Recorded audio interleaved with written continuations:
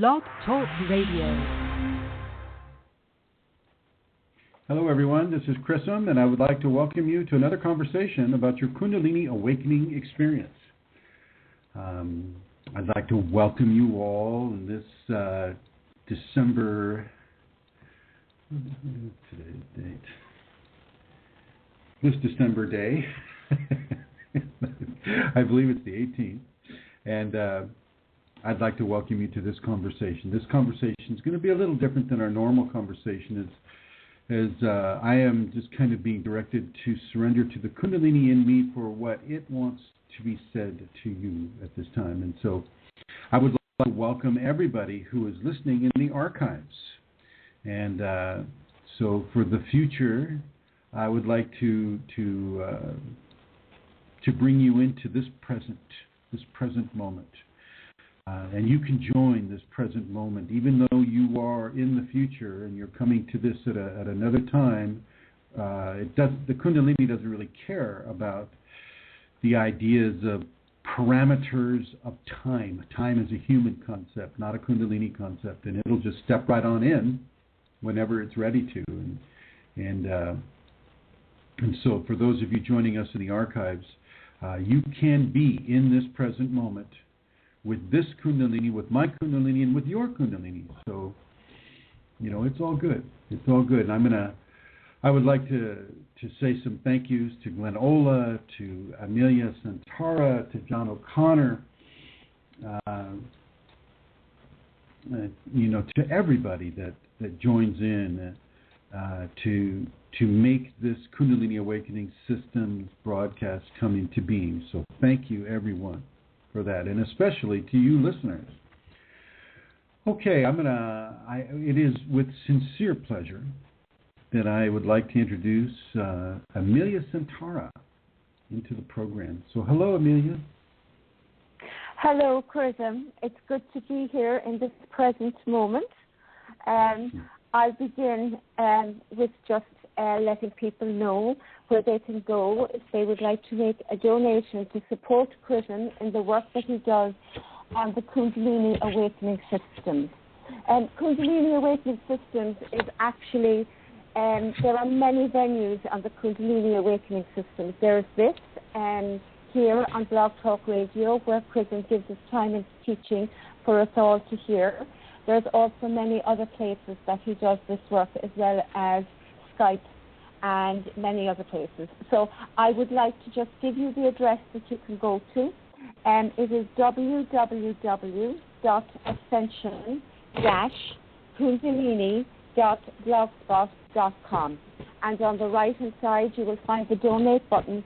And once you press that, it's actually very easy to follow through and to make the donation. And it's important to know that there is no expectation of a donation, and there is no need to donate, but it is very gratefully received if you wish to support the work that Chrism does, and indeed if you're in a position to do that.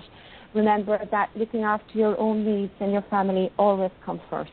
But again, I'll give you that website address. It's www.ascension-kundalini.blogspot.com.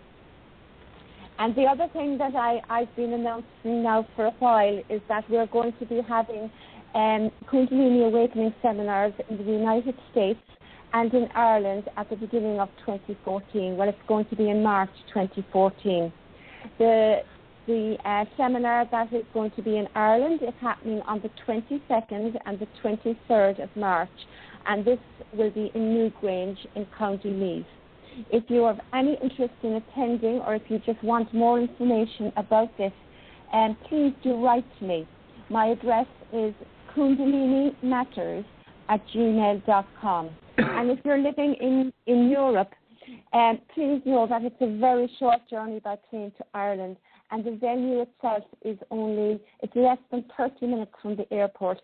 And when you arrive at the airport, you will be picked up and driven to the venue. So do get in contact with me if you would like more information. Also, there's going to be a seminar held in America, in the United States, on the East Coast. And it's going to be held, we think, in New York. I suppose I would just like to let you know that while we have the dates are the 22nd and the 23rd of March, I have not yet been successful in locating a venue for this. Our needs are actually very simple. We don't need much, but our budget is small. And so that is creating a bit of a difficulty at this moment. But I will keep trying. I suppose maybe I would like to just ask if anybody is listening and if they know of a place near them. It doesn't have to be central to New York. It can be on the outskirts or any place really on the East Coast. Perhaps you get in contact with me if you've got any suggestions or ideas of a venue. It would be very, very helpful. Our needs are simple. A room. There are many different venues that we could have. So if something connects with you as you hear this notification, maybe you would get in contact with me. And that would be at kundalinimatters@gmail.com. And as soon as a venue is actually decided on, I will be able to give out information. But as of now, you could mark in your diary that it is happening somewhere on the East Coast, probably in the New York area, on March the 22nd and March the 23rd. That is definite. So that's the end of my announcements, Chrism. And as I say, I'm again looking forward to this conversation and being in the present moment with you and everybody who's listening. Well, it's also an honor to be in the present moment with you. Amelia, can you turn your feedback down, please? Thank you. With you, Amelia, and with everybody who's listening right now. This is great. Okay, so in this episode of your Kundalini Awakening experience, I'm just opening to the communication that wants to come through. And right now I'm looking, I'm being given a lot of entity information. And so this is something that I think is fairly important for people. Now, there are different levels of Kundalini awakening in a person, and everybody's different. So we have our own expressions coming through the Kundalini awakening event. But before I get into that, if any of the people that are in the chat room guessed 1864 or 1893 or 2473, if you can let me know if the sound is okay. Or Amelia, if you can ask John if the sound is okay.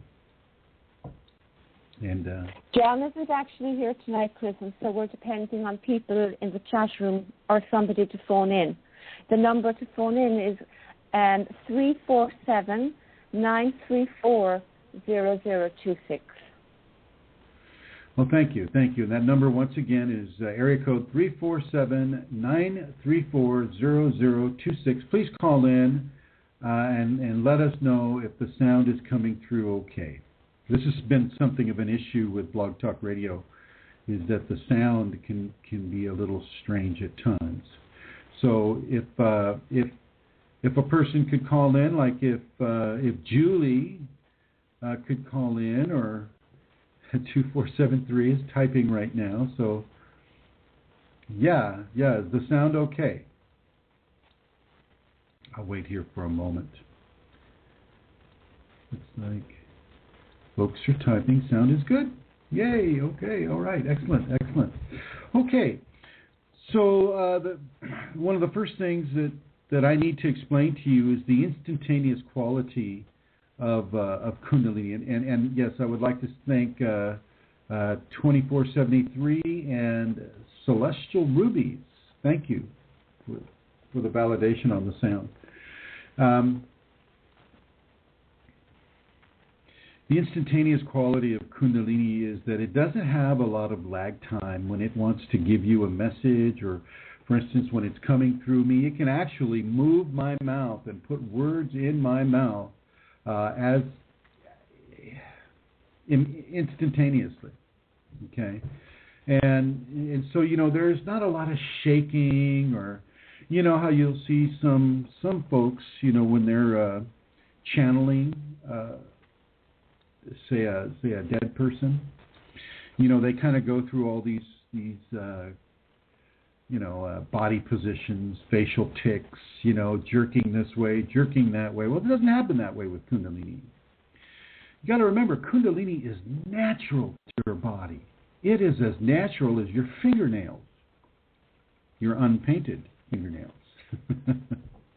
It's as natural as your hair, as your nose, as your eyes, as your blood. It is a part of who you are and how you are. Your body is set up to have this. And so, of course, it's going to be a seamless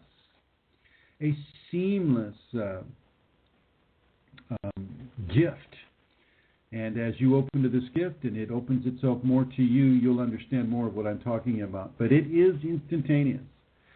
It is faster than thought, in a sense, because it is there right now, immediately. And it is a divine consciousness. And so it will give what it feels we need to have with regards to information. Looks like I may have a questioner. Is that right, Amelia? Do I have a questioner there already? So soon? Let's see here. Oh, I see. They're still having a conversation. Okay, all right. So, yeah. When the Kundalini comes up into you, it is instantaneous. It fits you. It fits you like a glove, like a hand in a glove.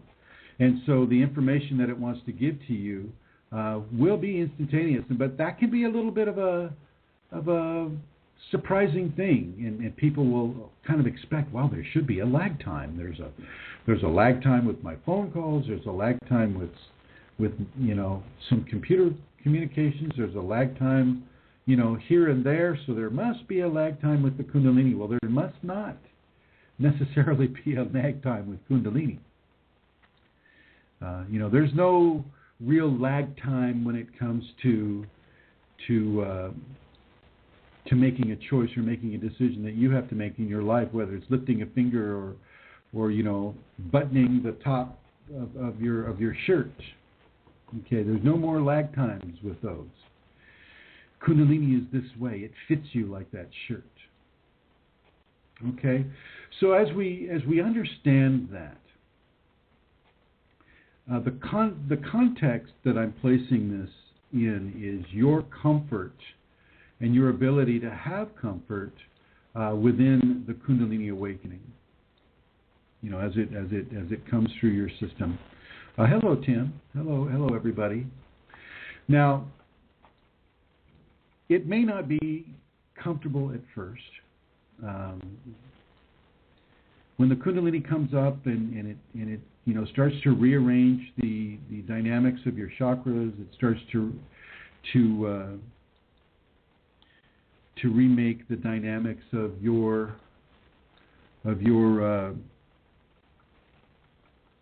consciousness as it lives its life. The higher mental consciousness and the ego consciousness. As those dynamics play out, well, the Kundalini is going to have its say within them.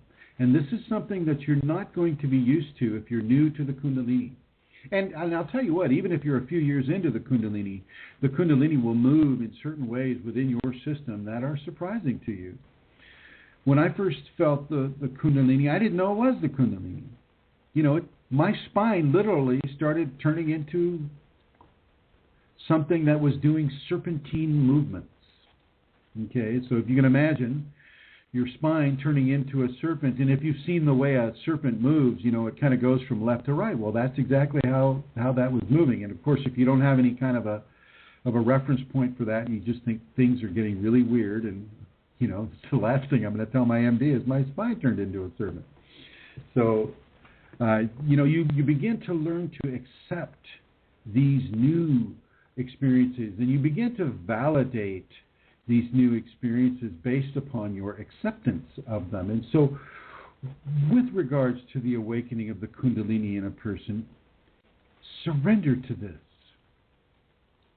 Talk with it.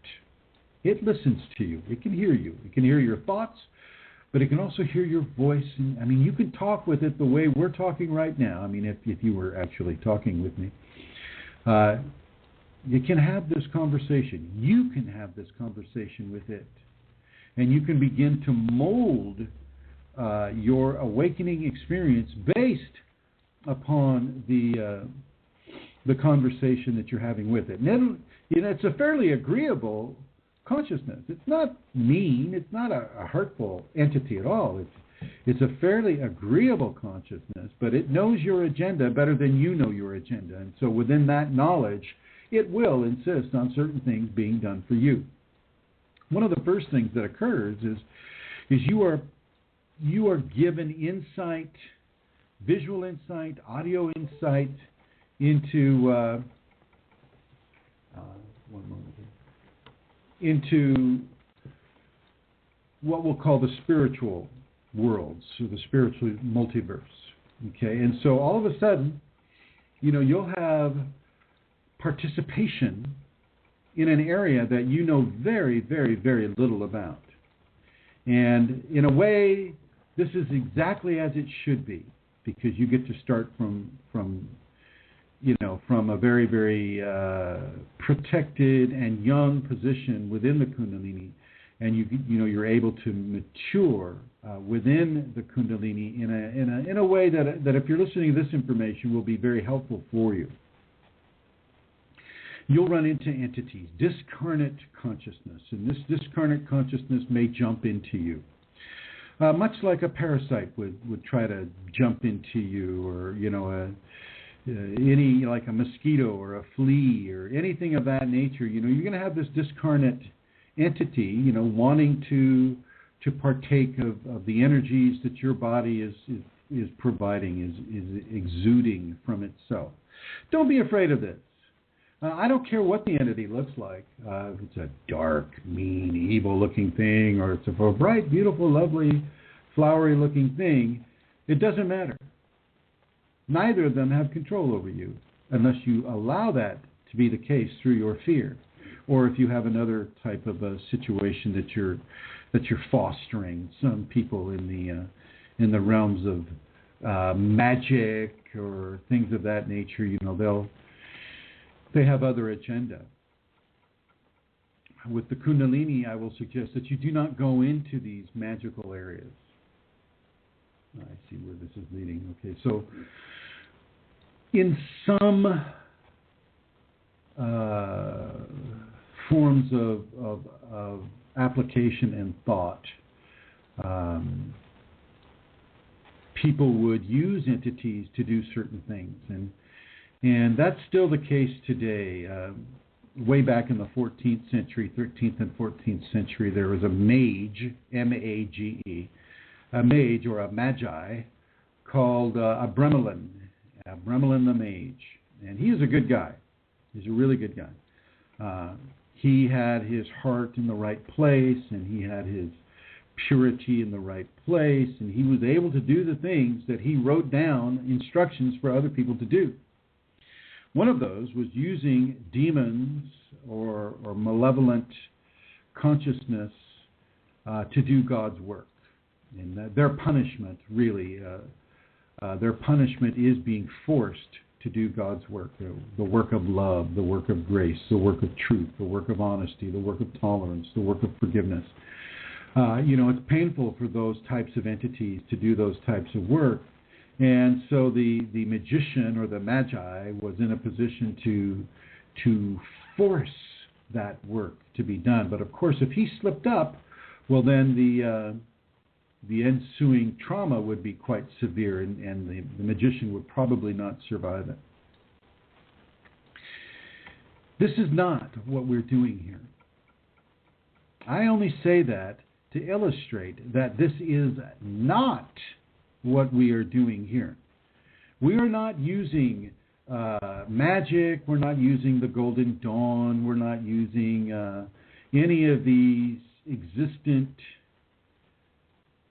incorrect, in my opinion, incorrect ways of corresponding with the divine within us, or with the discarnate entities that are outside of us.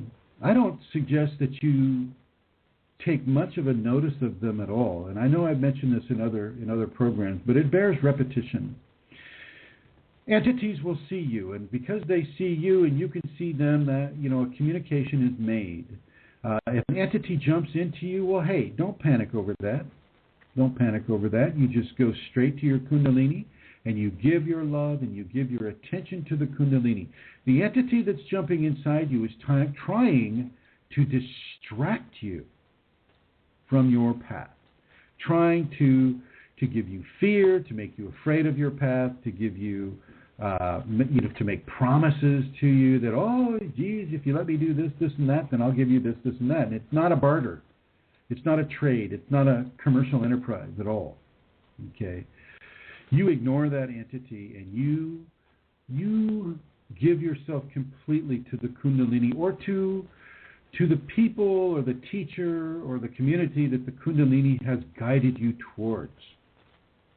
Okay? It isn't so much that others are there to do things for you, such as entities or teachers or community. They're not there to do things for you, but they are there to give you the environment and the ability to do things for yourself through the Kundalini. So here's something. Well, let's just say that somebody has an entity come in and it lodges itself in the anahata, or the heart chakra. Oh my gosh, I feel so devoid of love. I feel so devoid of life. I don't even like anyone. I don't even like myself.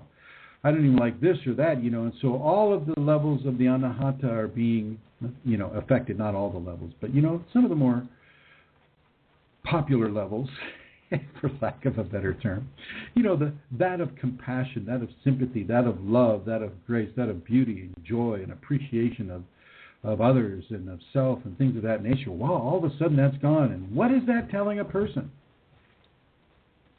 It's telling the person that more focus needs to be given on those qualities of love that have been just taken away from you by virtue of the presence of this entity in your heart chakra.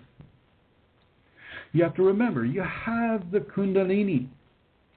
So the Kundalini is absolutely aware of what that entity is doing and where that entity is and why that entity is there.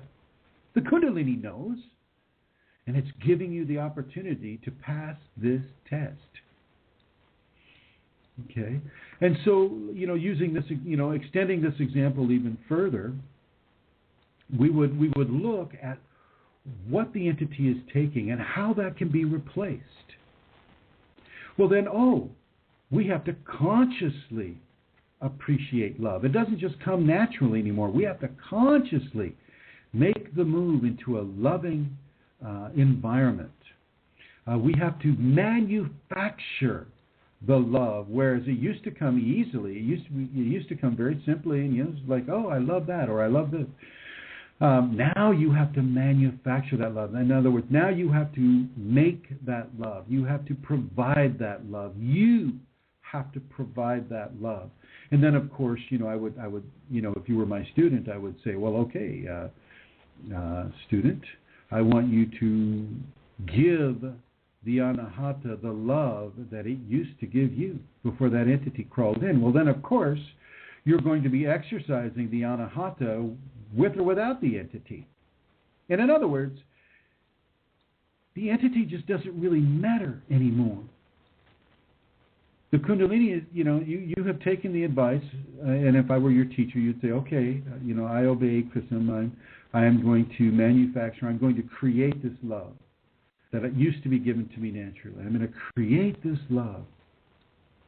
And I'm going to create it so well that it is no different from the love that I have been gifted to receive from the anahata as it's working in a normal way. Well, now that this entity is lodged in here and it's creating a challenge, well, I am going to come up to that challenge, and I'm going to create that love, and I'm going to create that environment, and I'm not going to be dependent upon that environment being created for me. I am going to create that love. I am going to create that sympathy, that tolerance, that patience, that forgiveness, that grace within me. I am going to create that. And what you'll find is the entity will have to leave because it's, unless it's being used by the Kundalini, which in this case it would be a Kundalini thing, because most of the negative entities want to stay as far from love as they can get. They wouldn't necessarily attach to your fourth. They'd probably more certainly attach to your fifth. Okay, but I'm just using the force as an example. And so you create the expression that chakra would normally create. You know how you feel about those who you love or things that you love.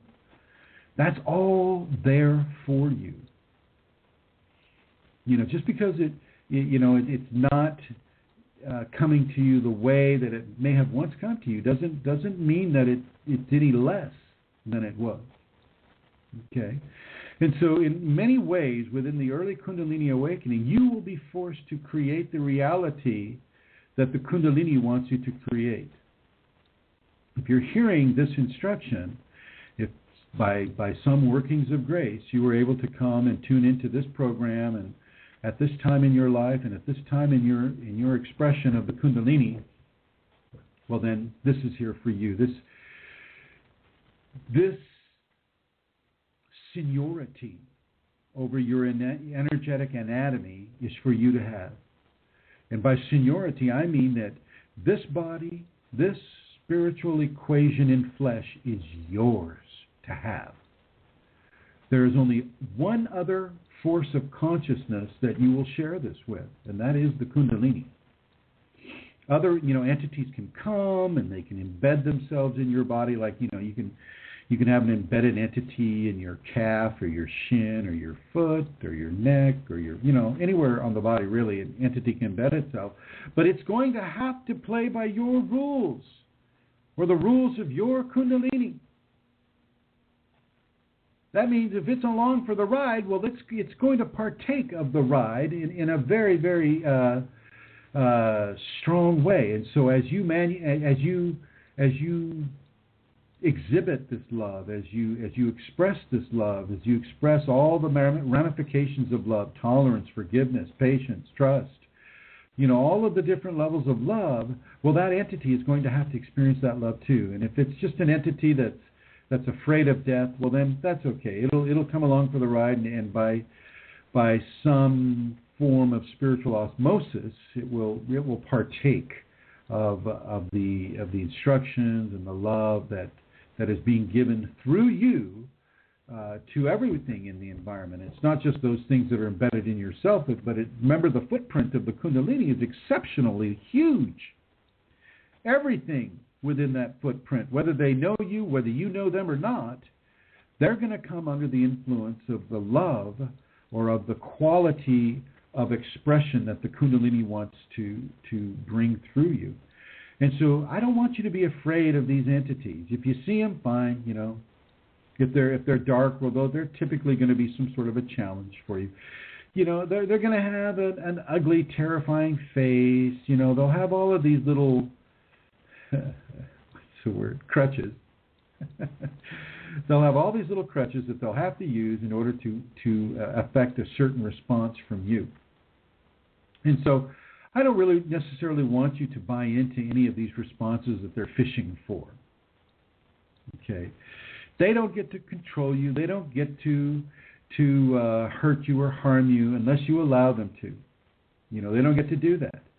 You give yourself to your Kundalini. You give yourself to your Kundalini teacher. If you have a Kundalini teacher that the Kundalini has led you to, that you're sure that the Kundalini has led you to, then go with that teacher.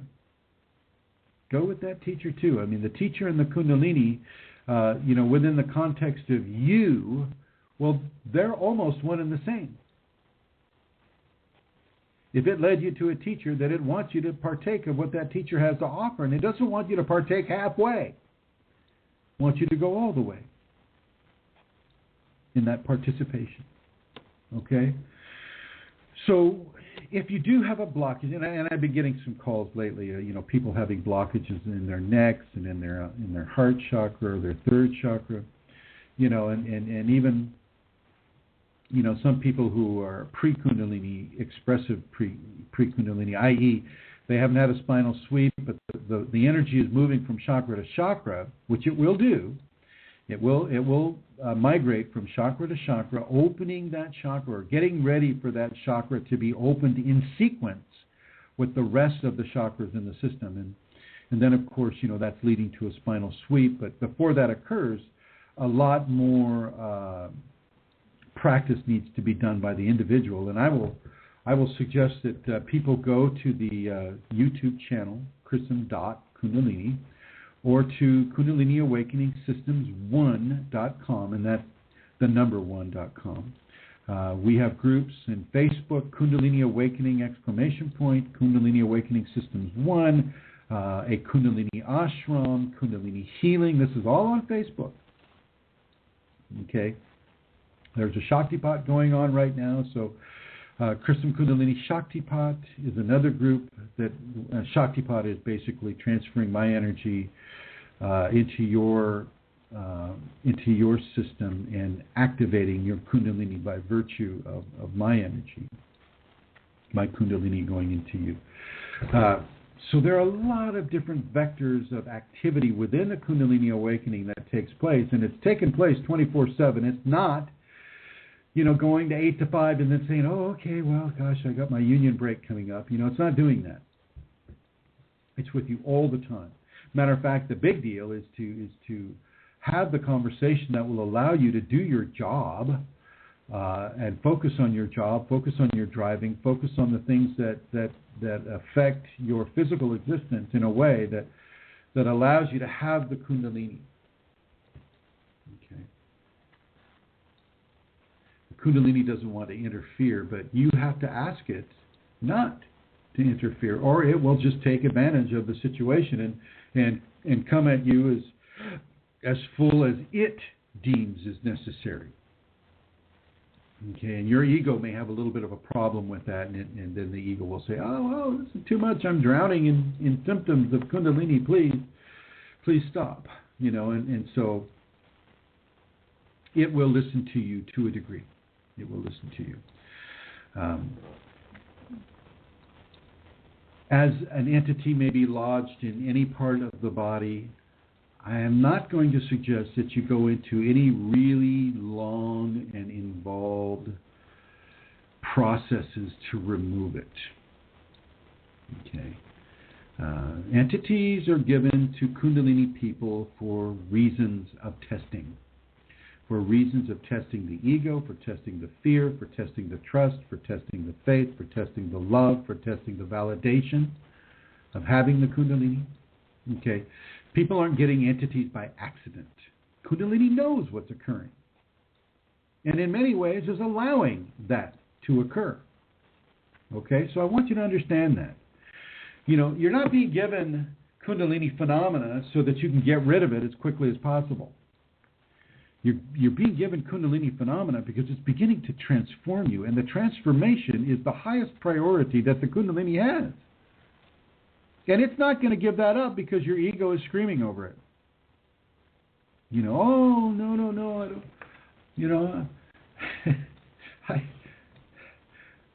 don't, I want my fast car, I want my water skis, I want my snow skis, I want my, I want to be able to do all the things that I've been able to do before. Well, that may not be the case all the time. You'll have to change, and you'll have to open to that change, and you'll have to be available for that change. I have a student that's going to come out and stay with me at the ashram, and they know who they are. And for those of you that have done that already, you know that when you come out here to stay at the ashram, the Kundalini here, which is all over the place, is going to affect certain transformations upon you. But you come out here expecting that to occur, and so you're not blocking it so much. But it's going to bring a lot of the issues that are within you that are coming up for detoxification. You are going to be detoxified while you're here or shortly after you leave.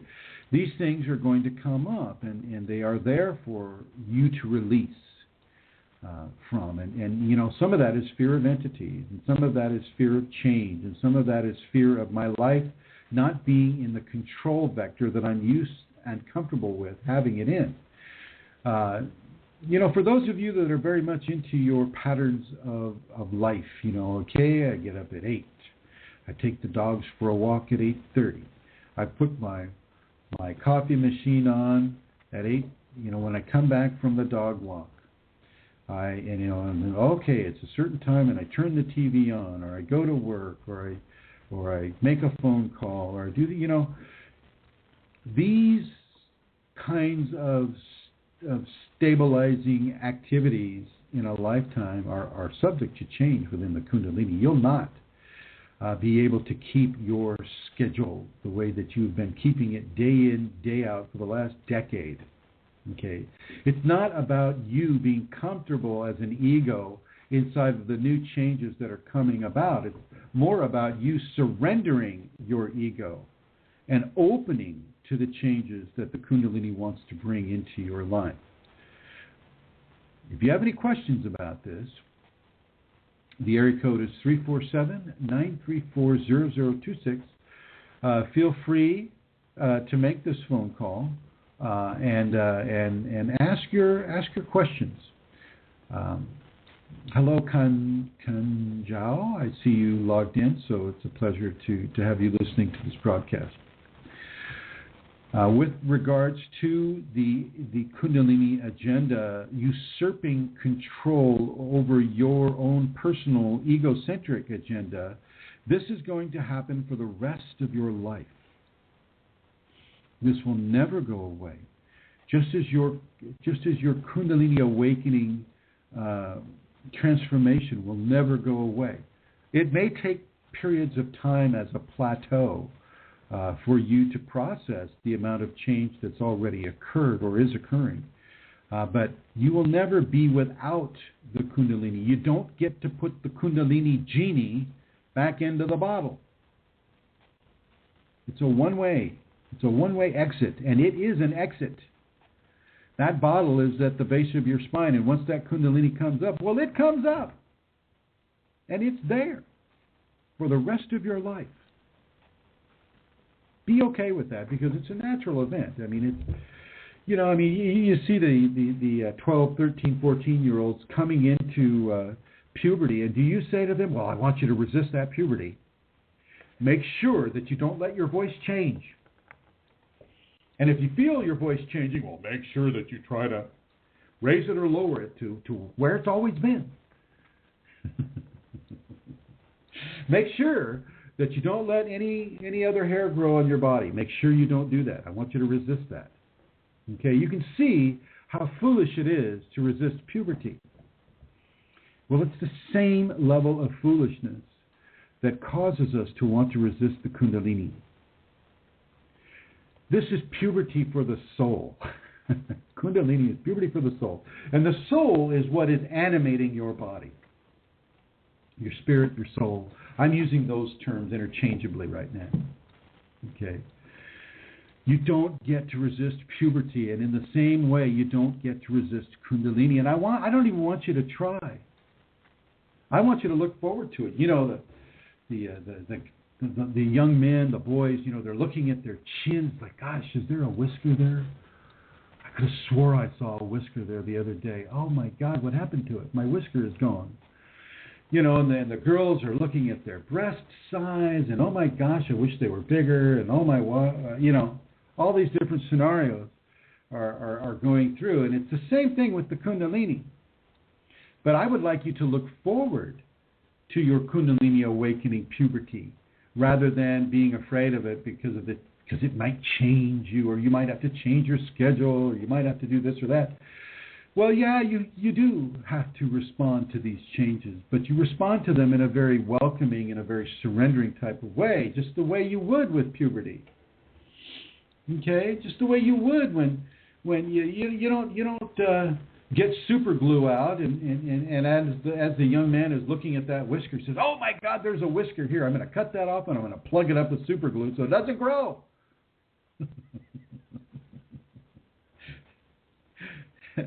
You know what I mean? Yeah, you know what I mean, Tim, right? Tim Ashworth, I see you there. You know what I mean? When we were young, looking in that mirror, is there a whisker there?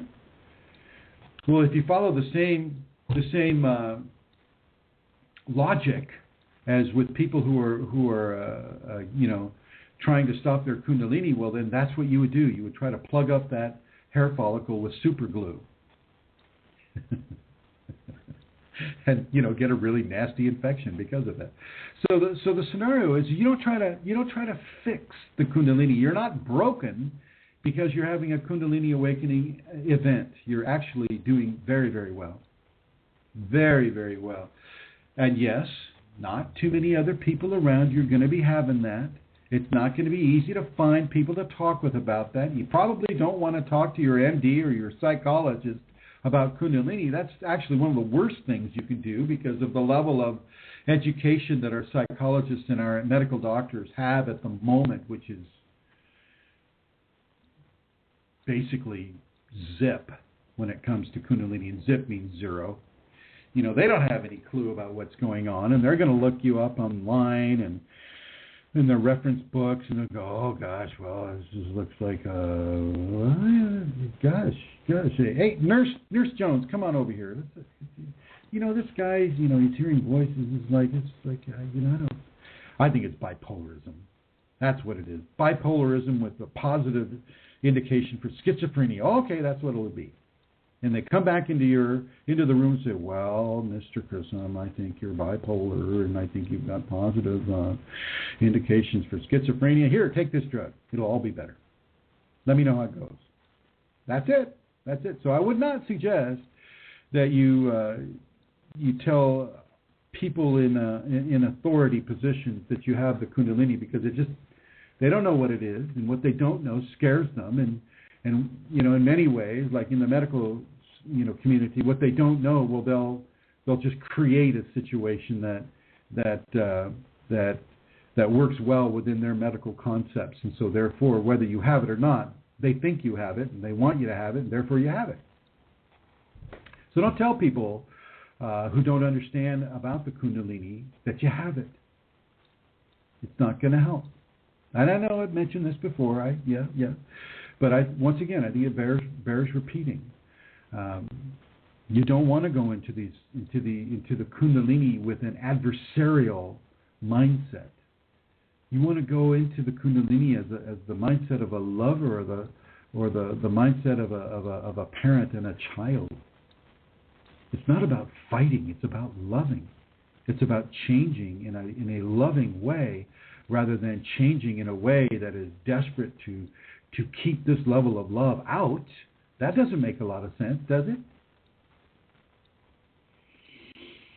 Here's the number. If you have any kind of a question about your Kundalini awakening situation, please call. It's a United States area code, so if you're outside of the United States, you probably want to dial 001 and then 347-934-0026. Feel free to call in at any time, and Amelia will catch your call, and she'll talk with you a little bit about what it is you want to talk about, and then she'll put you on the air.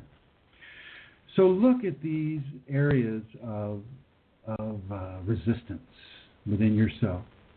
Naturally, at first, yes, you'll be afraid, but if you've come to this information, if you've been able to find this, I have to admit, I'm not that very well known. I'm not very popular. I'm not a best-selling author or a TV star or movie star, or even I'm not even an exceptional radio personality. But you have. Oh, hello, Amelia. Oh, I see. You're back. Oh, okay. Sorry. Okay, Chrism. Puberty for the soul. I just love that. I just love it. It's excellent. I'd like to actually say something. When you spoke about having a teacher and having a Kundalini teacher, and you are my teacher, my Kundalini teacher, and I have no doubt whatsoever that Kundalini led me to my teacher. So my teacher is a source of all of Kundalini's teaching to me. It's like you, as my teacher, and my Kundalini, you speak to me as one voice.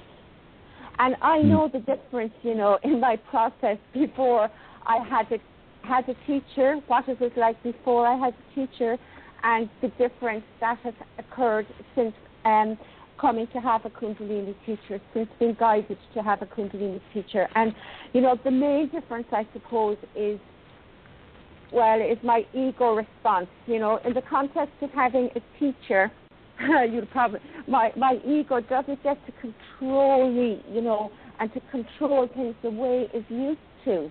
Like surrendering ego to my teacher is surrendering ego to my Kundalini. It has been the best thing that I have ever done, really.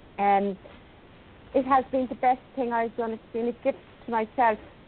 My Kundalini agenda is driving my life. And my ego now, since I have a teacher, doesn't get to sabotage that journey so much as it used to do before. It still does. Well, let me ask. Yeah, I know it does. Let me ask you something, Amelia. Since your Kundalini directed you towards me as your teacher, what has changed in your life that wasn't happening before you had a teacher? Oh my goodness, Chrism, everything. What aspects can I speak about? There are so many aspects that have changed. I mean, in terms of, like, as I'm saying just there, in terms of my response to what the Kundalini was doing in terms of, say, phenomena, or in terms of what I was being directed to do, the resistance, the confusion, the sort of putting up barriers to it, that has changed. And that, of course, has opened up so there's more love in my life, there's healing in my life, and the way I communicate with my family and people, so much has changed. I mean, in practical terms in my life.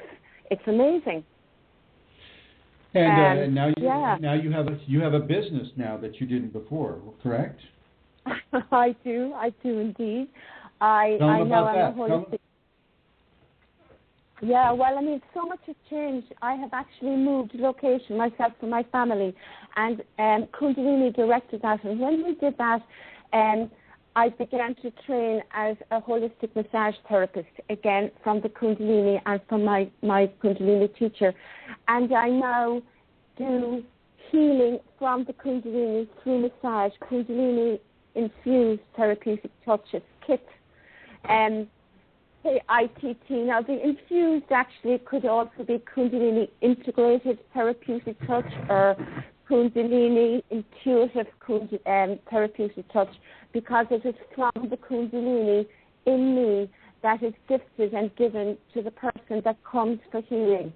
And that has been an incredible change in my life. It has affected my family in the most beautiful ways. I mean, I have so many examples that I could give you, some very dramatic, some very quiet. And for clients and people that I don't know, I'm working with cancer patients at the moment who have cancer. And the difference that, me being given to do this work from the Kundalini that has come into their lives is amazing. So, I mean, you talk about the Kundalini footprint with each person. It's just amazing. I would not be doing this work now had I not had a Kundalini, if I had not been guided to you, Chrism, as my Kundalini teacher, because so many things needed to be done. I needed to work on so many things that I really and truly and honestly would not have done had I continued to be in my process on my own without your guidance. Well, let's let them in on how that meeting first took place. Back in 2010, actually, I think it was in 2009. Myself and a group of other Kundalini students decided to plan a trip to John of Gods in Brazil. Now, I had never met Amelia before in my life, and my Kundalini wasn't even giving me any kind of an information about how or why or what I was supposed to do with regards to going down to John of Gods. I think she was just being used as a way to capture people's interest so that they would go to John of Gods, and that we could have that first meeting. And how was that first meeting, Amelia? Well, you see, the amazing thing was I had come to the Kundalini Awakening Systems Forum in June of 2009. And so there was that. And then towards the end of that year, for the first time, I came across information about John of God, and something resonated with me. And a couple of days later, and it resonated in a Kundalini way, and a couple of days later, you on the forum put out that you were thinking of, you were going to be going to John of God. Well, I mean, whoosh. And that's how it happened. It was I was definitely to go to Brazil and to meet you there. And that's how it unfolded. And so I got on a plane, and this was all from the Kundalini within me directing this to occur, because I had been a very, very nervous traveller. I mean, who'd know now if they met me? But I would have panic attacks, and I went through a lot of fear and things, and Kundalini had begun to help me with that.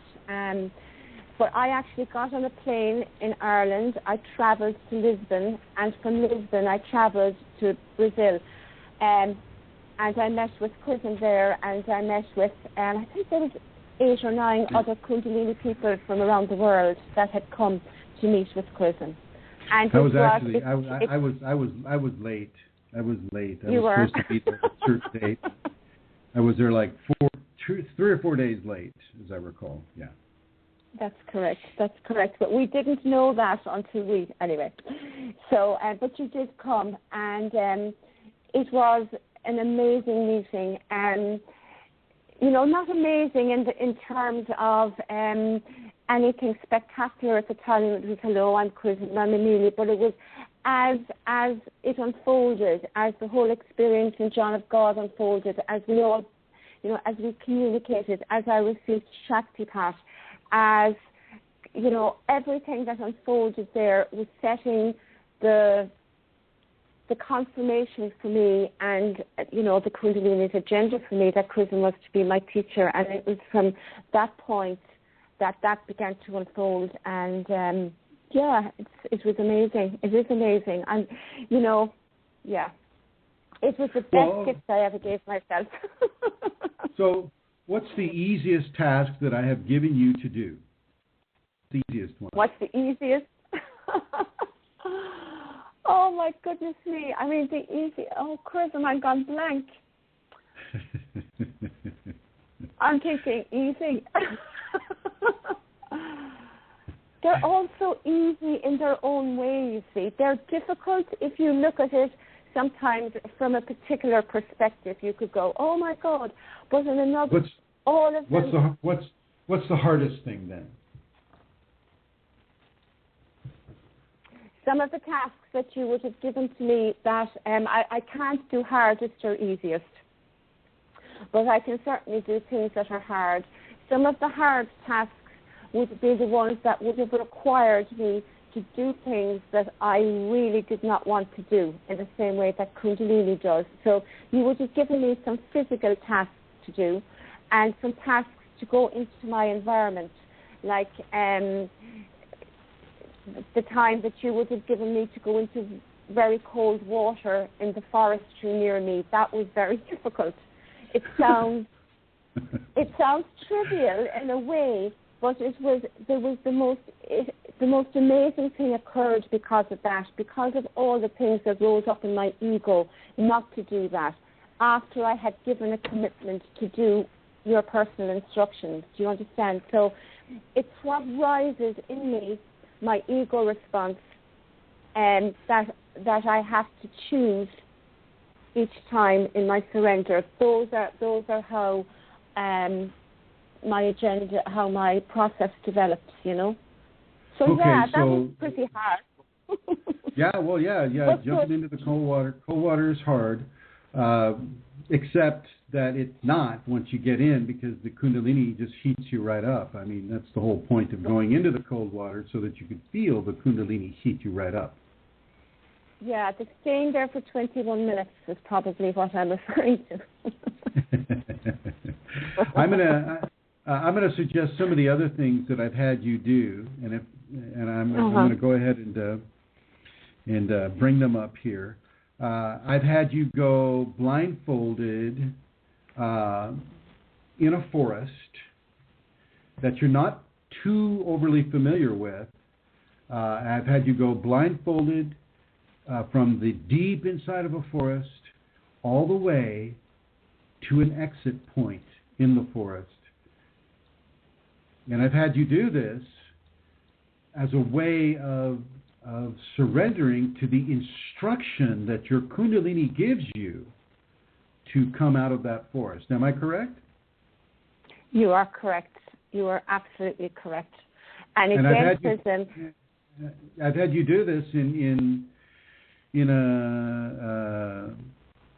a condition that is not typically normal within our society. I mean, when you're in a forest that you're not familiar with, the last thing any outdoorsman is going to tell you is to put a blindfold on.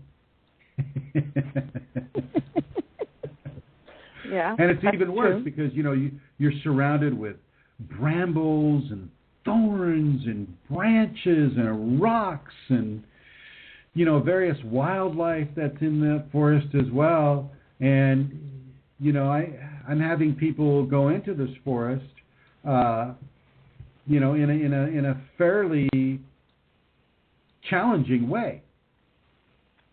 Yes. Is that right, Amelia?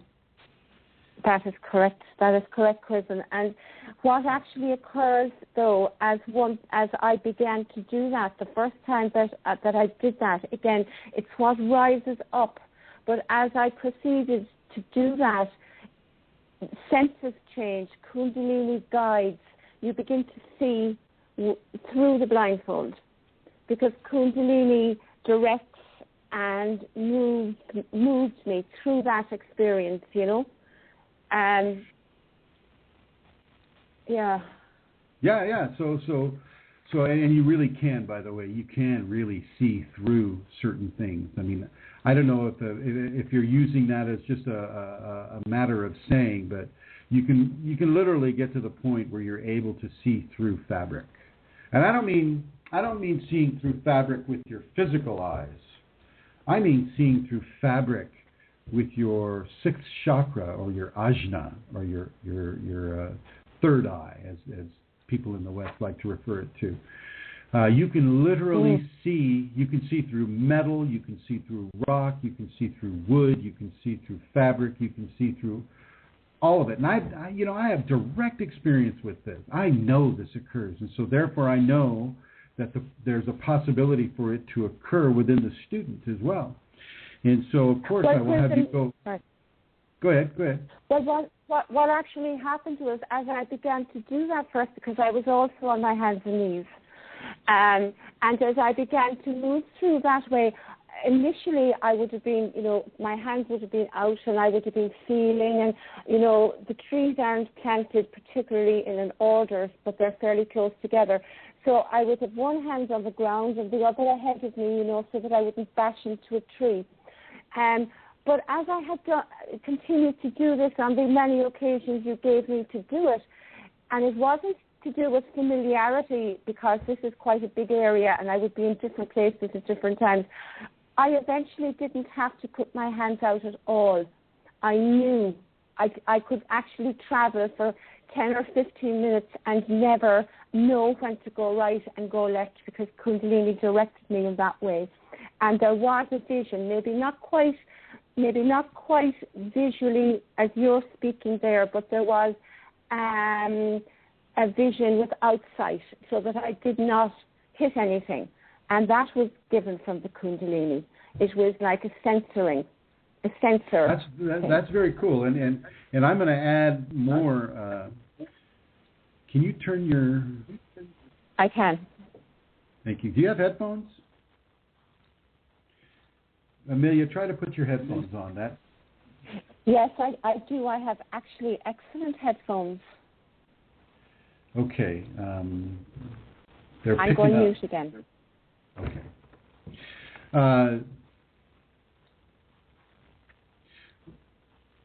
With Amelia, the instruction, where I'm only giving you part of the information that's going on with Amelia, I will ask you to, through the Kundalini, the Kundalini will ask you through me to do certain things, and going going into the environment that way is one of those things that will occur.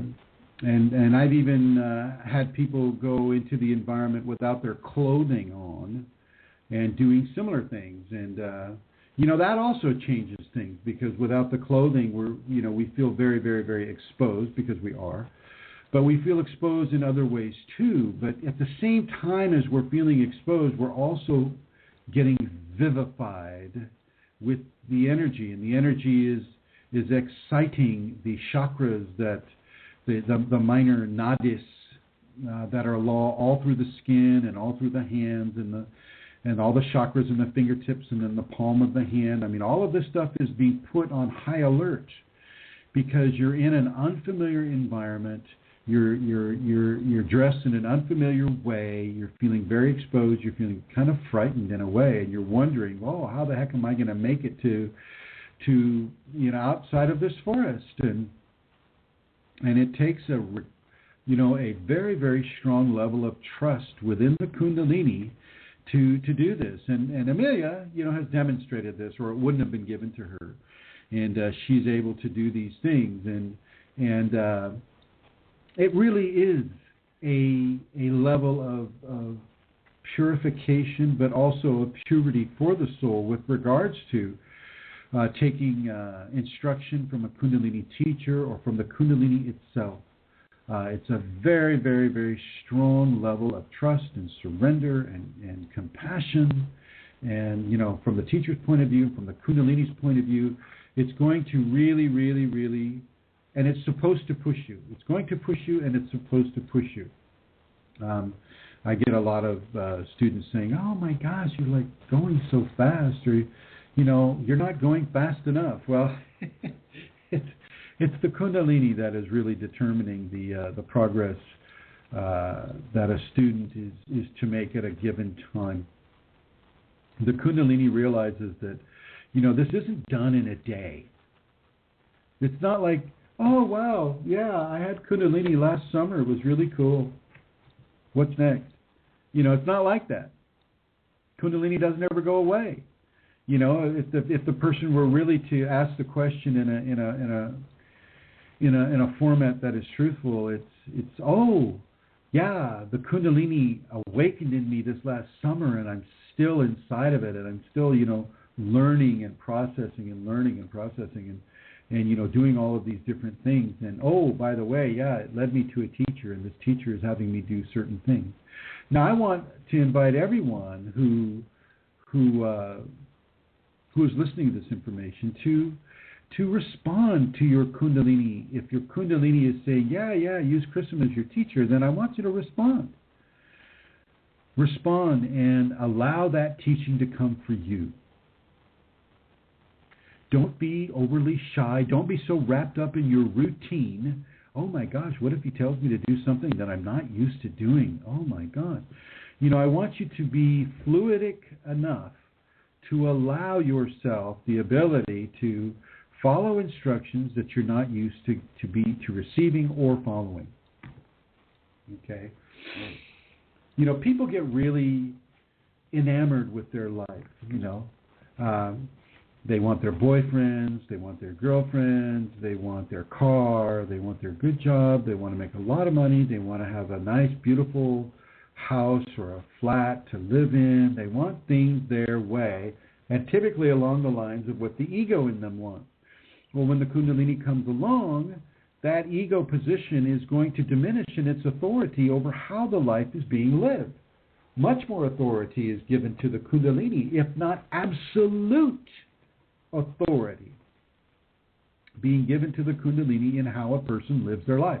Now, the Kundalini isn't, yearning to live vicariously a life through the person that's living it, or through the person that's having the Kundalini. Kundalini doesn't really, it's already, in many ways, Kundalini is part of the divine force that even created material existence at all. So it doesn't really have an agenda. It's like, "Oh, yeah, how cool it would be to live Amelia's life. Let's go ahead and awaken in her, and then we'll call Chrism in on there. We'll make it really interesting." It's not like that. Once the Kundalini comes, it has ascertained that you are ready to have these teachings come to you, and these teachings will come to you with or without your permission. With or without your permission, and with or without your understanding. Okay, you don't... Oh, I see. Kanjao is typing. I hope I'm not destroying your name. Khanjau. How do you pronounce that, Amelia?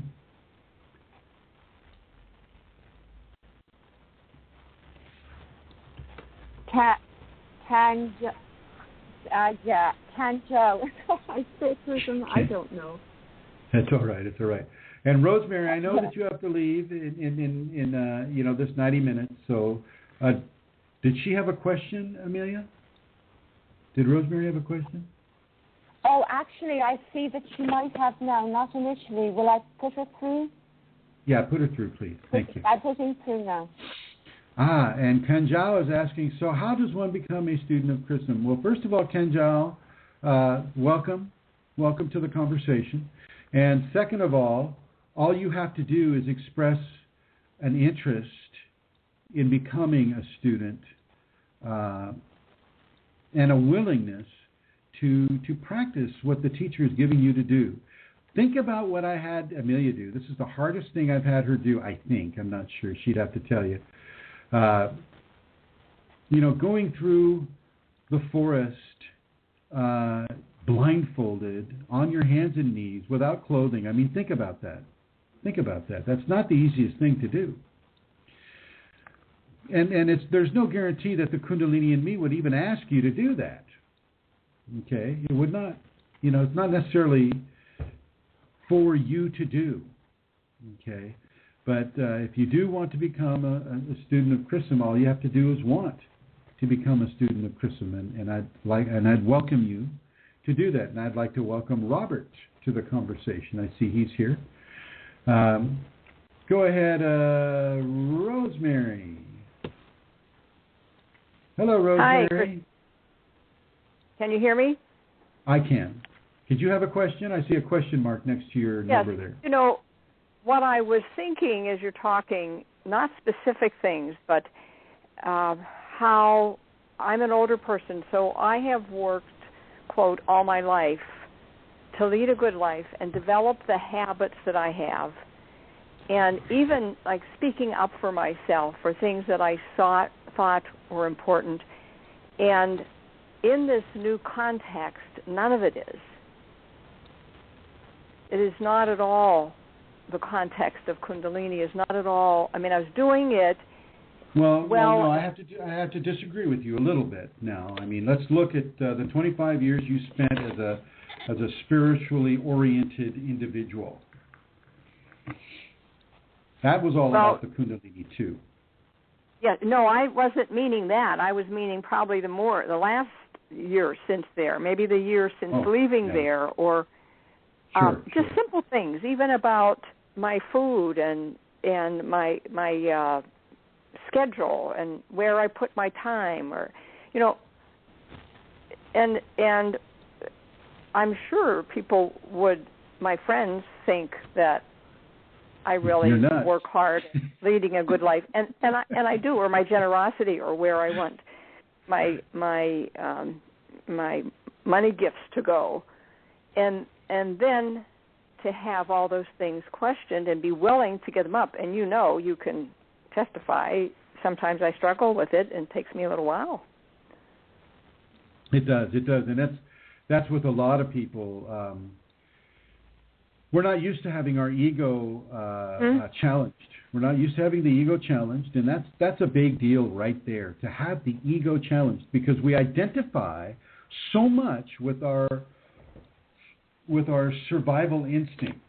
We identify with it through our emotional expression, our physical expression, sexual expression, mental expression.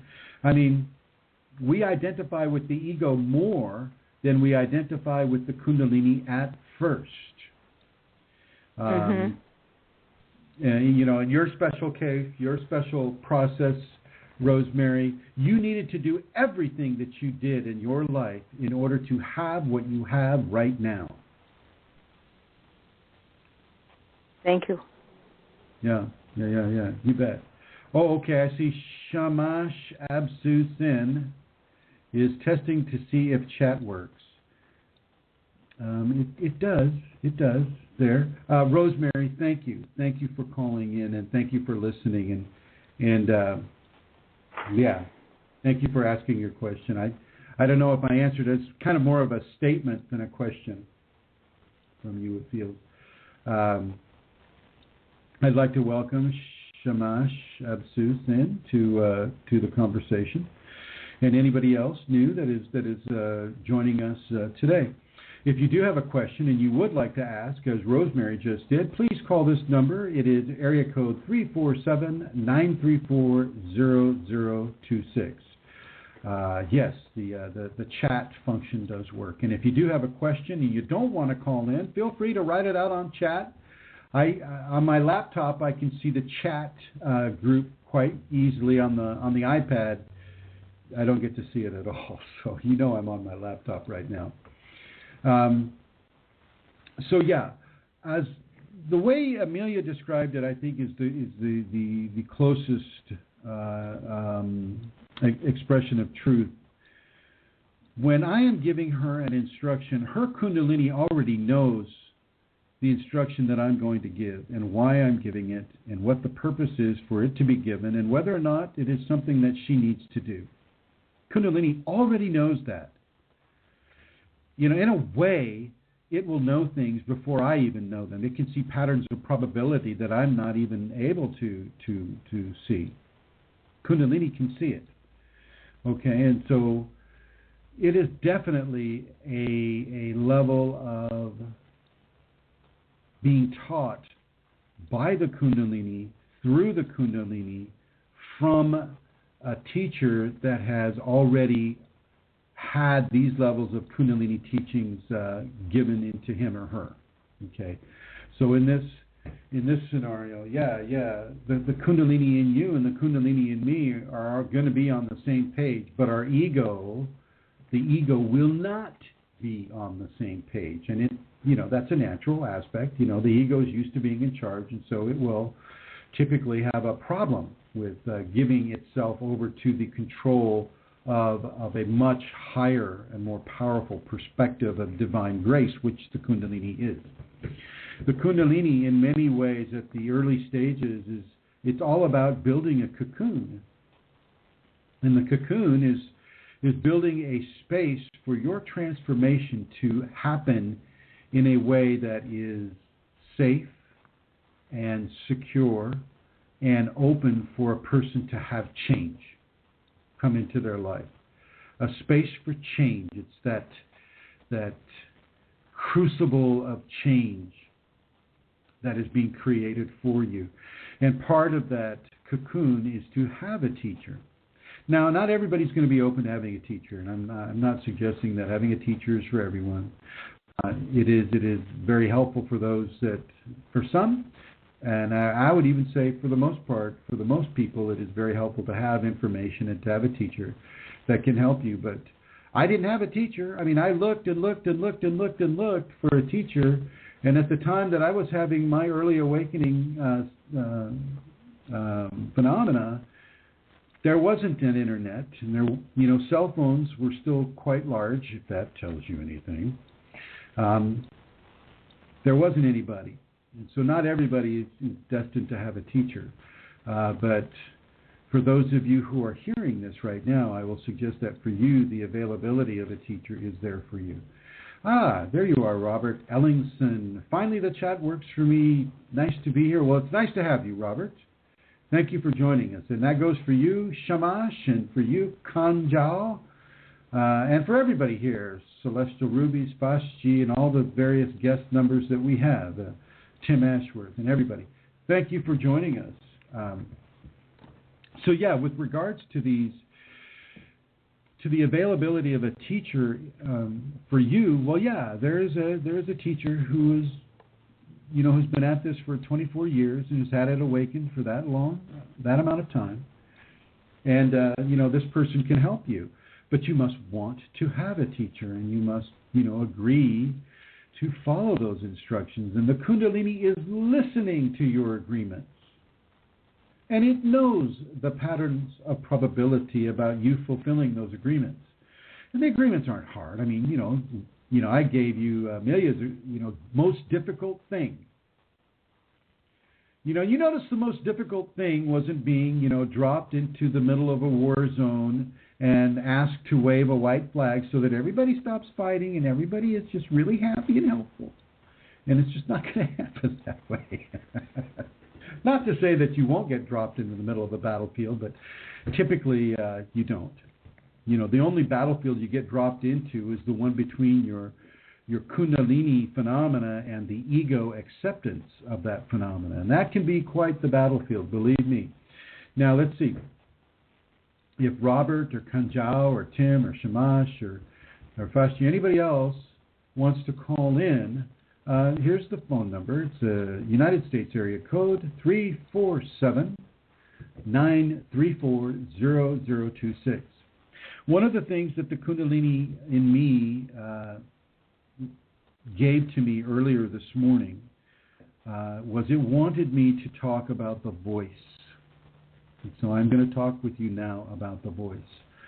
The voice that you're hearing with regards to this radio program is heavily laden with the Kundalini Shakti, to the point where you should be able to meditate while you're listening to this information.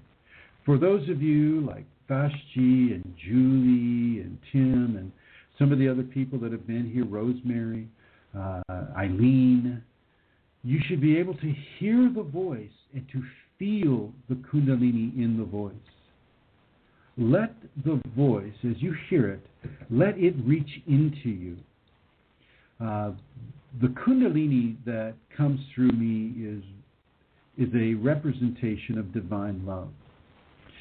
It is love. It is divine love. It is the founding expression in love. But it's all aspects of love. It's not just the, cotton candy apple, ooey gooey, oh, I love you so much. It's not all about that. Okay? It is about that. But it's not just about that. It's about the hard lessons of love. It's about heartbreak. Anybody here had a heartbreak? It's about having that kind of an experience. It's about losing a loved one. It's about that kind of experience. It's about having a marriage and the birth of a child. It's about that kind of love too.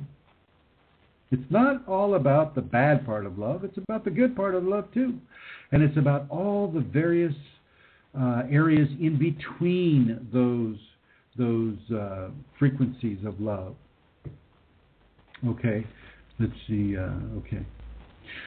So with regards to having a teacher, you're not going to be asked to do things that the Kundalini in you does not want you to do. Yes, you'll be asked to modify your diet. You'll be asked to modify your schedule. You'll be asked to bring more of a recognition of Kundalini as a real, viable, energetic consciousness in your life. Give more validation to that. Give your understanding to that. Trust the Kundalini in you. Trust it to give you a teacher, a flesh teacher, that will help you come through some of the more difficult areas of the Kundalini. It is important to have a flesh teacher. This is why you have Aurobindo and Ramakrishna and Yogananda and Jesus and Buddha and Kuan Yin and great Father Spirit, great Mother Spirit. This is why you have these people, these concepts in your life. It's not so that you just go it alone. I was kind of forced to go it alone. That was my karma. That was what I had to go through. But during that level, I sure wished I'd have had a teacher, a flesh teacher, somebody that I could shake hands with and say, yeah, I really appreciate the teachings that you've given. And this was not allowed for me to have, but this was allowed for me to become. And it would be an honor for me to have that for you, as I've been having it for Amelia and for Rosemary and for Fashji and for other people. And I see that Robert is typing, and so I'll go ahead and wait for him to do that. But having a flesh teacher is very important. Now, you have to understand that the only reason that is helpful to have a flesh teacher is because you're going to come into areas that are quite challenging for you. Certainly for your ego, and certainly for the egos around you. Okay, very, very, very challenging areas. I mean, just the idea of Kundalini itself and how it doesn't have a taboo that it won't cross through. And let's see, I'm reading Julie here. I've been going it alone for too long and would like to work more closely with you if I may. And yes, you most certainly may, Julie. But listen to what it is I'm saying here right now. I mean, how committed can you be to giving yourself to the Kundalini? And I understand that you have a husband and a young son, and that's all good. That's all good. I mean, that's serving your Kundalini right there by being the nurturing, excellent mother you are, and I hope you don't mind me saying that. You are an excellent mother. And I would welcome a closer teacher-student relationship with you. And job. Oh, yes, that's right, and job. Great. No, so yeah. Yeah, I'm very interested in that, and you and I will talk more about this on Facebook if you're okay with that. But for any of the others, anybody else that may have an interest in this, yeah, I want you to be cogent of the availability of having a flesh teacher. It's not something that I didn't really start out with this talk to advertise myself as a flesh teacher, but I do. It seems to be matriculating this way. You have options. And I think that the most important thing for you to do is to follow your consciousness, your Kundalini consciousness, in having those options materialize for you. Let's see, I've been working up to this, I have fear, and that is, well, yeah. We all have fear, though, Julie. We all have fear about this. It's never easy to change in these ways. And these are some very, very large changes in a person's life. And so I want you to understand that these changes are there for everyone, not just you. These changes and these fears, actually, everybody has these fears, and you can rest at ease because you have nothing to fear. Your Kundalini will not allow anything to occur for you that you cannot have and that it does not agree with you having. What will happen, like say, okay, I'll give you this is a fictitious instruction for Julie here. Fictitious instruction, okay? This is not real. Do not do this at home. I would give Julie okay, Julie, I want you to go and rope yourself to the leg of an elephant and spend a day with that elephant family roped to their leg. No, it's not going to happen. So, Julie, I don't want you to have any concerns except the only concern that you really need to have, and Robert, I'm going to get to your question here in a real quick moment here. If you have any concerns, let it be how it is you're going to be able to have a teacher in your life. What level of authority are you going to give that teacher over your life? Look at those areas and consider that. Let's see. I'm going to Robert Ellingson now. Hello, Robert. When Kundalini for the first time awakened in me several years ago, nobody in my culture could help me on what was going on. Oh, I know that. From their point of view, I was sick. I wasn't. Well, people are going to think you're ill, and so you certainly don't want tell anybody that you're having, the kind of phenomena that you may have been having. It wasn't until I started searching for answers in other cultures that I finally understood. Yeah. Well, Robert, I would like to congratulate you, first of all, for having your Kundalini awaken.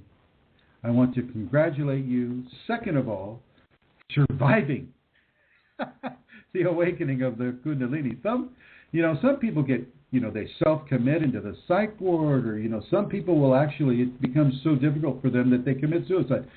So I'm very, very happy to read you, Robert Ellingson, in the fact that you have the Kundalini and that you're here joining us in the conversation. So congratulations, Robert. And if there's anything that I can do to make your path smoother or more informative for you, you have only to ask. You have only to ask with this, and I will do what my Kundalini allows me to do with regards to your personal, what's the word I'm looking for? Your personal equation. Okay, and this is how it works through me. Okay, so we'll just say that Julie and I, we start talking about the student-teacher relationship, and immediately I am given instruction for that student. Immediately, I'm given a little bit of a view into that person's Kundalini perspective, and from there, certain understandings and instructions are given. And some of them are scary. If I had a teacher and the teacher said to me, "Oh, Chrism, I want you to go out into the forest, remove your clothing, put this blindfold on, and find your way back." Challenging, to say the least. But actually, the Kundalini has done that to me, and I have done that. And it does work well. It does work well. Very, very well, actually. So I want to open up that to you, Robert, and to, as I have to Julie, and to any of the other people that are looking for a flesh teacher. Flesh teacher is not it's kind of a difficult thing to be, because you don't get to, you become the target of a lot of dissatisfaction for people whose ego outweigh their own spiritual awareness. The ego may outweigh their spiritual awareness, and from that they may give in to what the ego wants them to do, and typically that will not be the most beneficial thing for their Kundalini awakening equation. And you're most welcome, Robert Ellingson. You said thank you very much, and I want to thank you for joining us in this conversation. So if you have any questions about your Kundalini awakening equation or experiences or phenomena, or if you have a comment that you'd like to make, please call United States area code 347-934-0026. 347-934-0026. And, okay, very good. So I'm going to leave this last half hour for people who would like to call in, or people who would like to ask a question on the chat group. Please feel free to do so. I will go ahead and continue relating what the Kundalini would like me to relate. And this is with regards to your fear. It's always a scary type of situation to basically walk off that cliff. Everything about you, your ego, your body, your experience of life is saying, "Oh, don't walk off a cliff because you'll fall and you might be injured or killed." And the Kundalini may say, "Oh, Chrism, I want you to walk off this cliff. It's okay. I want you to trust me, but go ahead and walk off the cliff." That's a hard thing to do for people. And yeah, because I've had this for so long and I know to trust it, then I just walk right off that cliff. and Amelia and Rosemary and Eileen and some of my other students, within varying degrees, they will walk off that cliff because they know the Kundalini is there to help them. They know that they're not going to be harmed. They know that it's a level of reaching out and taming your fears. Taming, taming your fears. This is a big deal for part of the initial journey into the Kundalini, is to not allow your fears to control you.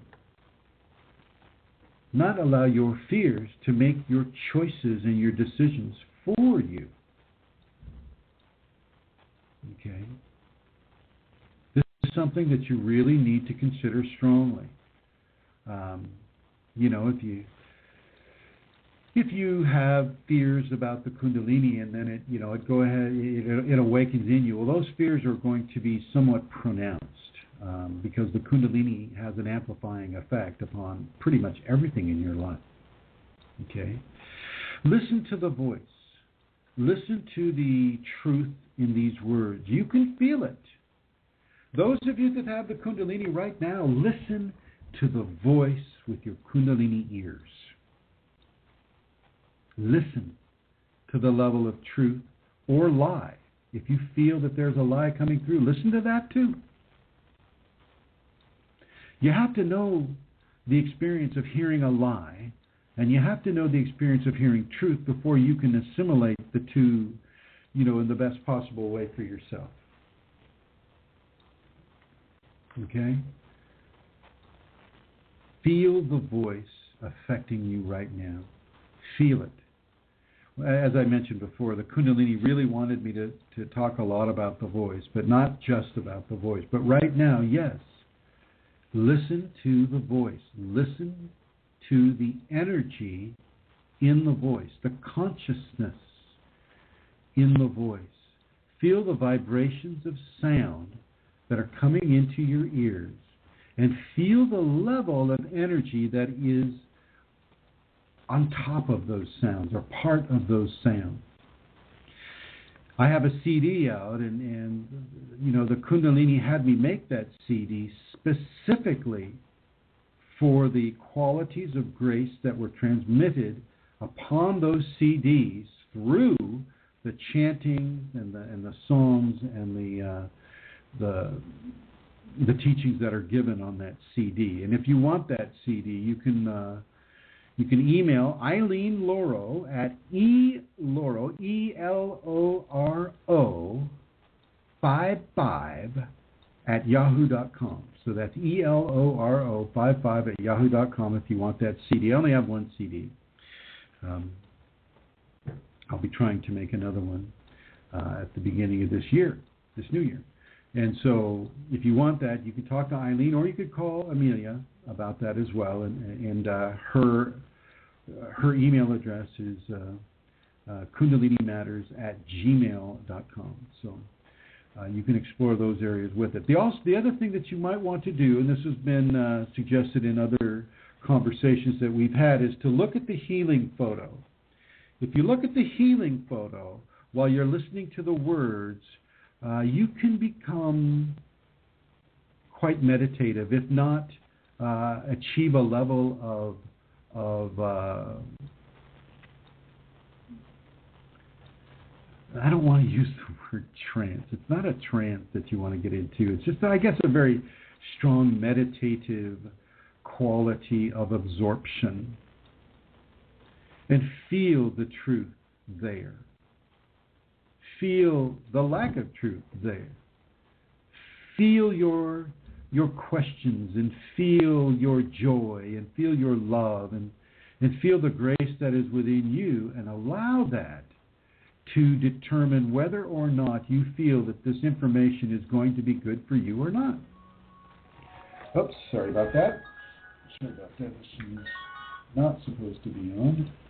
Okay. Yeah, all right. So yeah, feel the truth in these words. Feel the truth in the teaching.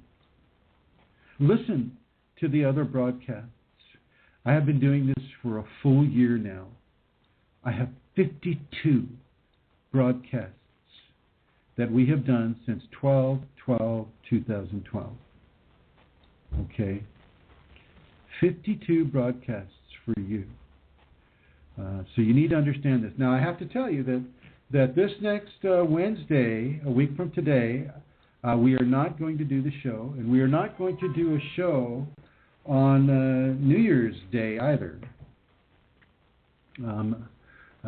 Certain people have asked for that not to occur, and so, of course, I'm not going to force it. You're very welcome, Robert Ellingson. You're very welcome. So the next 2 weeks, there will not be a Kundalini Awakening Systems 1 conversation. Okay, so just be advised of that. For the next 2 weeks, we will not be having a show. And I apologize in advance if this interrupts anybody. But Amelia needs some time off to spend with her family, and other people do too. So, in honor of that, and in honor of you, partaking of your family and the festivities of the holidays. I don't want you to feel like you're missing out on anything. There will be no shows for the next 2 weeks. The next show will be, however, let me get that calendar up here. The next show will be down there. Sorry, I'm doing this on the computer here. The next show will be on the 8th of January. Okay? So New Year's Day, which is a Wednesday, we will not have a show, and Christmas Day, which is a Wednesday, we will not have a show, but on the 8th of January is when we will have the next show. Okay? So I just wanted you to know that in advance. If you have any questions, and I know, Robert, you've been typing. Chrism, I seem to be having network problems. Vashti, I don't know how I can help you with that, but if it's not coming through clearly now, maybe you should check the archives later on and see if that will work for you. And Robert, I noticed you've been typing, but I haven't been able to see what you've been reading or what you've been writing. So I don't know what to say with you there. Listen to the voice. Listen to the voice. Go back into these 52 broadcasts that have been done since 12/12/2012. Listen to the voice. We've had a lot of technical issues with BlogTalk Radio, but it seems to be a really good choice for a lot of people, and so I want to keep doing it here. But we've had some fairly major technical issues going on, and some of those you'll see in the first conversations that we were having. But I do believe that for the most part, I will have to say 80% of these conversations are intact, and you are able to partake of the information that's given to them. And go ahead and do that. Go ahead and partake of these things. Don't feel that you have to go this alone. You're never alone with the Kundalini. It's always there with you. Some of you would do well to have a flesh teacher. Most of you would do well to have a flesh teacher. One of the big things is to get your ego out of the way. I don't need a flesh teacher. I'm a flesh person right now. I'm my own flesh teacher. Dang it. You don't have to, you don't have to have a flesh teacher for sure. But I think for the most part, many of you would benefit from it. Well, let's see. Here we are. Oh my gosh. Okay. Chrism, I see. Okay, this is. I certainly will. I can hear you, but the site is difficult to communicate with you. Perhaps it is because there are many listeners tonight. There are. I've been trying to build up the Kundalini energy from energy from the bottom chakras by not allowing myself any sexual pleasures for some time. Then it works. But after a while, the frustration comes and the energy flowing in my body stops. Yeah, Robert, you don't want to confuse Kundalini with Chi energy. They're two different things. Okay, Prana and Chi have a closer relationship than Chi and Kundalini. Chi and Prana are components of the Kundalini, but they are not the consciousness of the Kundalini. They're simply components of it. Just as our toe is not our eyeball, and our eyeball is not our toe, but they're on the same body, and they do two different things. Okay. As far as abstaining from sexual expression, I think the Kundalini, in many ways and times, enjoys not having a sexual, shall we say, a fluidic release of sexual energies, and that many times I will counsel a person not to let the sacred seed spill from the body, but rather to let the Kundalini have it. Give the sacred seed while it's still in the body. Give the sacred seed to the Kundalini, and what you'll feel is called a GFA. G as in good, F as in Frank, A as in apple. And this is genital fluidic ascendance. And what this is the body is composed of many little minor pumps in the body. And certain mechanisms will allow this pumping to occur. And GFA is one of those mechanisms that will allow a pumping of the reproductive fluids into the spinal cord vis-a-vis. In the man, it'll be through the prostate, and in the woman, it'll be straight through the ovaries. The ovaries, but also the straight into the spine from the. I have to choose my words very carefully because this is a public program. Through the reproductive organs of the woman. This happens equally with both genders. However, with the male, it's fairly tactile. It's very, very tactile. You can feel it, and it's very fast. It's a fast pump, but you'll feel it. You'll feel it, and it'll definitely let itself be known to you that it is occurring, and so it'll take the seminal fluid straight up into the lower spinal area, and it'll begin to change that into a force of nourishment for the Kundalini transformation. Okay, so I would certainly suggest that you stop doing it, but I don't want you to think that the frustration is going to have the ability to control how the energy flows through your body. Your expectation of that can form a blockage. Okay, your expectation of the feeling to be a certain way can form a blockage to the Kundalini doing what it sees is necessary to your physical transformation. So if you can take your expectation, Robert, out of that equation and just give the entire sexual experience to the Kundalini. So, there's no self-stimulation, there's nothing, you give it completely to the Kundalini, and then that complete gifting will have a very, very significant effect upon your Kundalini awakening phenomena. Now, if you're just going out after the phenomena, Robert, once again, the Kundalini knowing that you're just going for the phenomena, this is going to, once again, form an expectation blockage. And then you may enter into a plateau event, which is what happens when the Kundalini has given you enough, and then now it wants you to process a little bit before you start climbing the next mountain. Okay, so yeah, do your best to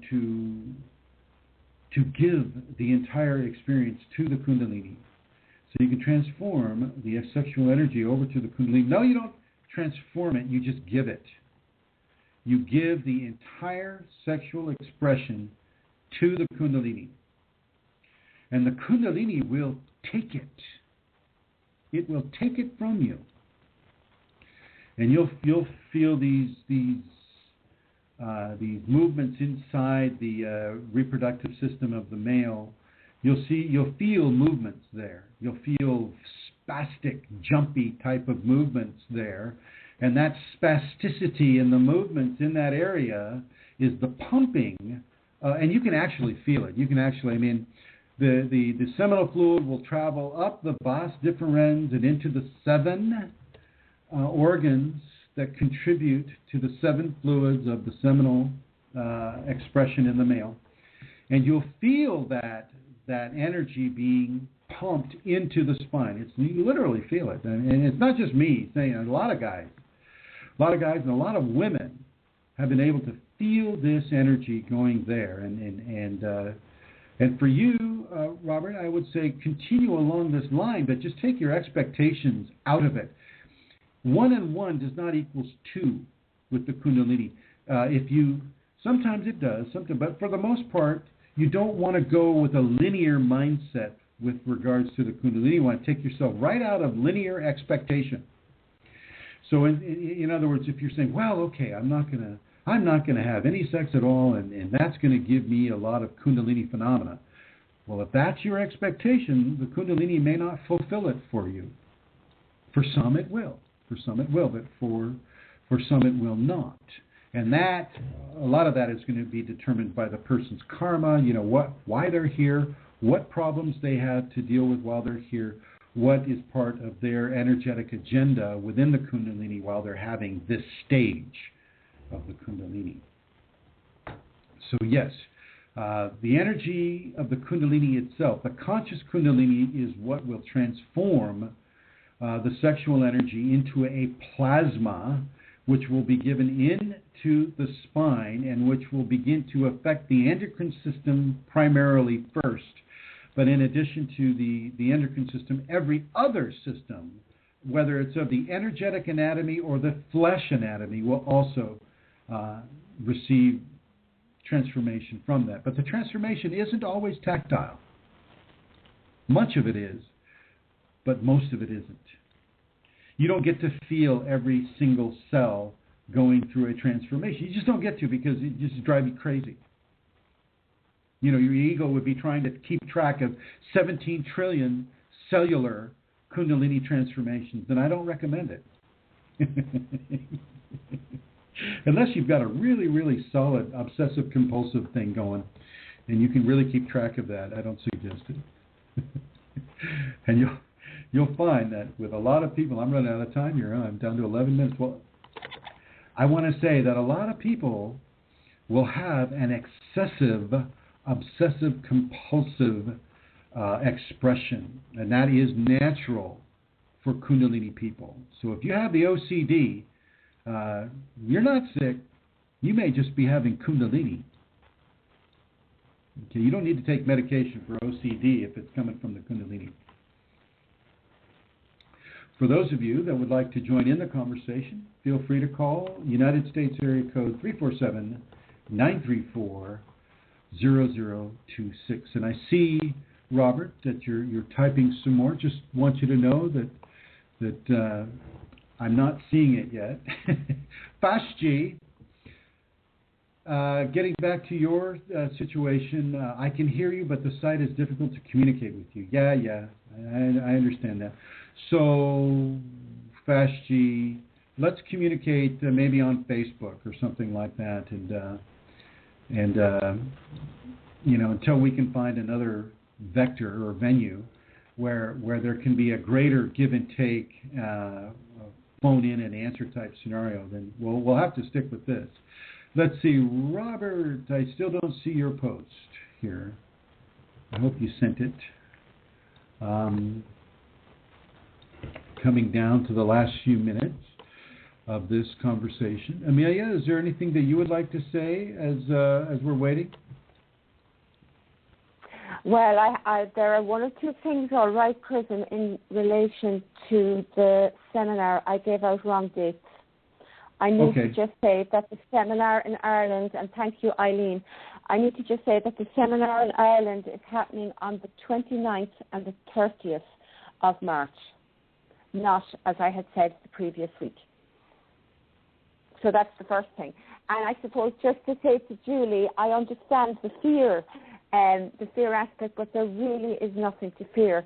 For me anyway, when I decided, in inverted commas, when I knew that I was to have an in-flesh teacher, that Chrism was going to be my teacher, that was a contract I made with my Kundalini, or my Kundalini made with me. It was a choice and a decision that was made. And no matter what comes up for me after that, I do not move away from that because it was the right choice. And so no matter what my ego does, when it sways and it does its thing, I am always rooted in that, from that place. Actually, Chrism, there's a caller online. Will I just put the caller? Chrism is speaking. Okay. So, Julie, that's how it works for me. I know that my choice to have Chrism as my teacher was the correct one. I know that it was guided to be that way from my Kundalini. And so that is the rock that I make all my decisions on. Okay, Chrism, you're back. Okay. Let's see. Robert, thank you, Chris. Would you say that the feeling of frustration could be old karma burning, or is this a little off track compared to the Kunalini? The frustration is from the ego. And the frustration is from the ego not able to have what it wants. Okay, the ego wants that sexual, experience. It wants that. And if it doesn't get that, it's going to get frustrated and it's going to get pissy about it. No pun intended there. It's going to get upset over that. And so that upset feeling is what you're tying into. You're burning karma all the time, especially with your practice of the sexual practice that you're partaking of. You're burning karma and you're feeding your Kundalini much faster than if you were not doing that. Okay, but the feeling of irritation or frustration is strictly of the ego. The Kundalini's not feeling this, and your higher mental functioning self is not feeling this, but your ego is feeling this. Okay, and so within that understanding, let's see. I just need to hang on, giving the energy over to the Kundalini, and the frustration will go away. Give everything, actually, Robert. I mean, at your stage that I'm seeing you at right now, give everything to the Kundalini, everything. Don't just do the first, not just with the sexual issues, but with the food issues, with your recreational libation issues, with whatever substances you may partake of that may have an altering effect on you.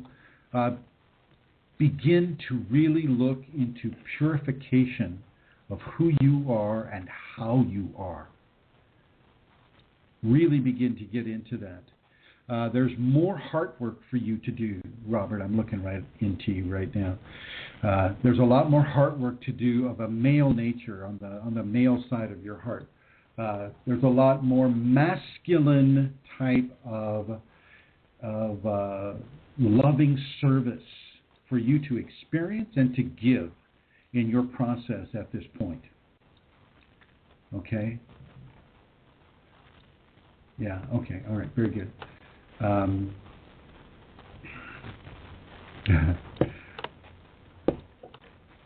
Yeah, okay, all right. So with the last 4 minutes that we have for this program, I believe there's a question here. Coming to you, Feshji. Master C, all I need to do is just wait, and you'll generally answer most questions that I might have. I have to tell you, you just stolen my fire. I have absolutely nothing to ask. I realized that the problem I was having was network-wise was on my end, and I'm just pleased to hear the discussion tonight.